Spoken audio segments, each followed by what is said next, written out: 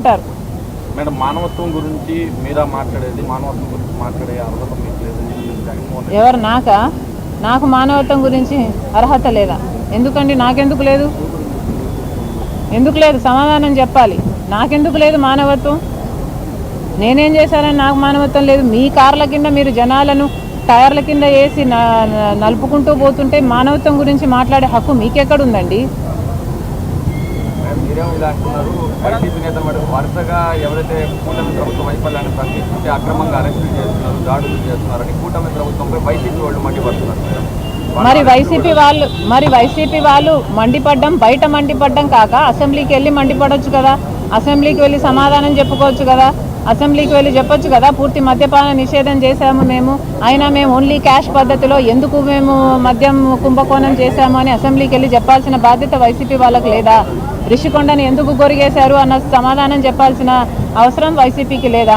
రాజశేఖర రెడ్డి గారి జలయజ్ఞంలోని ప్రాజెక్టులు 6 నెలల్లో పూర్తి చేస్తానన్నాడు జగన్మోహన్ రెడ్డి గారు. మరి ఎందుకు పూర్తి చేయలేదు? అసెంబ్లీకి వెళ్ళి జగన్మోహన్ రెడ్డి గారికి సమాధానం చెప్పుకునే అవకాశం లేదా? వీళ్ళకి నిజానికి చెప్పుకునే దమ్ము లేదు. ముమ్మాటికి కాదు. ఈ ప్రెస్ మీట్ లో కూడా మీరు లెక్క తీసి చూడండి. నేను ఎన్ని నిమిషాలు చంద్రబాబుకు వ్యతిరేకంగా మాట్లాడాను, ఎన్ని నిమిషాలు జగన్మోహన్ రెడ్డి గారికి వ్యతిరేకంగా మాట్లాడాను, ఈ ప్రెస్ మీట్ లోనే లెక్క తీయండి. మేడం, ఒక చిన్న విషయం మేడం, మీరు డీసీసీ ప్రెసిడెంట్ అయిన తర్వాత ఇప్పటి వరకు కూడా పార్టీ సిద్ధాంతాలు కానీ పార్టీ తీర్మానం కానీ ఎవరు జరగలేదు.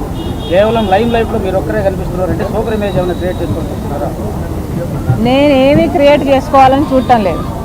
కాంగ్రెస్ పార్టీ ఆంధ్ర రాష్ట్రంలో బలోపేతం చేయటానికి నా అవసరం ఉంది అని నన్ను కోరితే నేను ఇక్కడికి రావటం జరిగింది. నిజానికి కాంగ్రెస్ పార్టీ ఉన్న పరిస్థితుల్లో, నేను ఎంటర్ అయిన పరిస్థితుల్లో ఇక్కడేదో రాజ్యాలు ఏలడానికో కిరీటాలు పెట్టించుకోవడానికో నేనేం కాంగ్రెస్ పార్టీ అధ్యక్షురాలుగా పగ్గాలు చేపట్టలేదు. కాంగ్రెస్ పార్టీ అవసరమయ్యి కాంగ్రెస్ పార్టీని నిలబెట్టాల్సిన అవసరం ఉంది, అది నా వల్ల మాత్రమే అవుతుంది అని నాకు చెప్పి నన్ను కన్విన్స్ చేసి పంపించడం జరిగింది. కేవలం తెలంగాణలో ఆల్రెడీ కాంగ్రెస్ పార్టీ అధికారంలోకి వచ్చింది కాబట్టి అక్కడ నా అవసరం కనిపించక, ప్రస్తుతం నా అవసరం ఆంధ్ర రాష్ట్రంలో ఉంది కాబట్టి ఇక్కడ కాంగ్రెస్ పార్టీని బలపరచడానికి మాత్రమే ఇది నా నెత్తికెత్తుకున్నా నేను ఈ భారం. అంటే మీ కష్టం తప్ప వేరే ఎవరు కనబడట్లేదు మేడం. క్వశ్చన్ ఏంటంటే మీ కష్టం తప్ప మీరు ఎవరు తెర మీదకి కానీ ప్రజల్లో కానీ వచ్చే పరిస్థితులు కానీ కనబడట్లేదు. ఎందుకు? మీరు నన్ను తప్ప ఎవరిని కవర్ చేయటం లేదేమో. అలా కూడా అయి ఉండొచ్చుగా. మరి మీరు చెప్తున్నారు కదా తాళీ బజావ్ అనే కార్యక్రమము సూపర్ 6 ద్వారా మేము ఇదే నెల్లూరులో చేస్తే మేము చేయలేదు అని మీరు అంటున్నారంటే మీకు అసలు ఇన్ఫర్మేషనే లేదా? నేను మిమ్మల్ని అనొచ్చు కదా.